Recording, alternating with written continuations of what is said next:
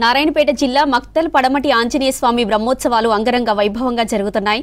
విద్యుత్ దీప వెలుగులతో ఆలయ ప్రాంగణం శోభాయమానంగా మారింది. స్వామివారి కోనేరు పునర్నిర్మాణం జాతరలో ప్రధాన ఆకర్షణగా నిలిచింది.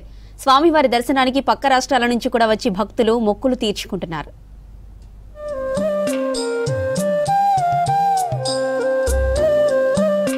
హైదరాబాద్ రాయచూరు హైవే పైన మహబూబ్ నగర్ కు 63 కిలోమీటర్ల దూరంలో మక్తల్ ఉంది. ఇక్కడ నెలకొని ఉన్న శ్రీ పడమటి ఆంజనేయ స్వామి ఆలయం ఎంతో ప్రసిద్ధి. ఈ ఆలయానికి ఒక ప్రత్యేకత ఉంది. సాధారణంగా అన్ని ఆంజనేయ స్వామి ఆలయాలు దక్షిణాభిముఖంగా ఉంటాయి.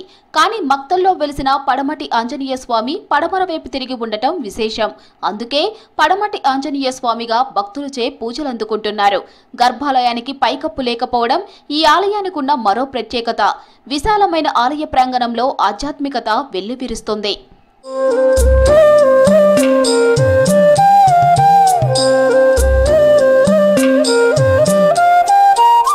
ఈ ఆలయ ధర్మకర్తలుగా బ్రాహ్మణులు వ్యవహరిస్తున్నారు. వారి ఆధ్వర్యంలో నిత్యం విశేషంగా పూజా కార్యక్రమాలు నిర్వహిస్తారు. ఇటీవల మక్తల్ పర్యటనకు వచ్చిన సీఎం రేవంత్ రెడ్డితో పాటు రాష్ట్ర మంత్రులు పడమటి ఆంజనేయ స్వామిని దర్శించుకున్నారు. పడమటి అంజన్న లక్షలాది మంది భక్తుల ఇలవేల్పు. జాతర సందర్భంలో కర్ణాటక, మహారాష్ట్ర, ఆంధ్రప్రదేశ్ రాష్ట్రాల నుంచి భక్తులు జాతరకు తరలివచ్చి మొక్కులు చెల్లించుకుంటారు. ఈ ఆలయానికి సమీపంలో స్వామివారి కోనేరు ఉంది. గత కొన్నేళ్లు నిరుపయోగంగా ఉండేది. రాష్ట్ర క్రీడా శాఖ మంత్రి, స్థానిక ఎమ్మెల్యే వాకిటి శ్రీహరి సొంత నిధులతో కోనేరుని పునరుద్ధరించారు. కోనేరు ప్రారంభం కావడంతో జాతరకు కొత్త శోభ సంతరించుకుంది.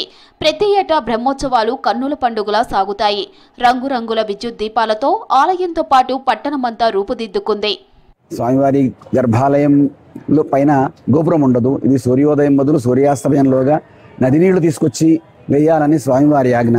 ఇక్కడ స్వామికి పడమట వైపుకు కొంచెం ఒరిగి ఉంటారు. దీనికి ఒక ఇతిహాసం చెప్తూ ఉంటారు. మా పూర్వీకుల్లో ఒకరు పొట్టిగా ఉన్నారట. వాళ్ళు పూజలు చేయడానికి ఇబ్బంది పడుతూ ఉంటే వాళ్ళ ప్రార్థన మేరకే స్వామివారు ఒరిగినట్టుగా చెప్తారు. ఈ రోజు నుంచి స్వామివారికి బ్రహ్మోత్సవాలు ప్రారంభమైనాయి. ఉదయం ఉత్తరాది మఠం, బ్రాహ్మణవాడలో ఉన్నటువంటి ఉత్తరాది మఠం నుంచి స్వామివారిని తీసుకొచ్చి ధ్వజారోహణ కార్యక్రమం నిర్వహించడం జరిగింది. అదేవిధంగా రేపు స్వామివారికి సాయంత్రం 6 గంటలకు ప్రభోత్సవం నిర్వహించబడుతుంది. గత కొన్ని సంవత్సరాలుగా ఈ ప్రాంతం అంతా అడవిగా ఉన్నందువల్ల నిరాదరణ గురైంది. ఈ సంవత్సరం గత కొన్ని సంవత్సరాలుగా పట్టణం విస్తరించడంతో భక్తుల రాక పెరిగింది. స్వామిని నమ్మి కొలిచిన వారికి తప్పకుండా కోరికలు నెరవేరుతాయని ఒక భక్తుల విశ్వాసం. భక్తులు కోరిన కోరికలు తెచ్చే స్వామిగా పడమటి ఆంజనేయ స్వామి విరాజిల్లుతున్నారు. జాతరలో ప్రధాన ఘట్టం రథోత్సవం. ఈ ఘట్టాన్ని తిలకించేందుకు జనం లక్షలాదిగా తరలివస్తారు.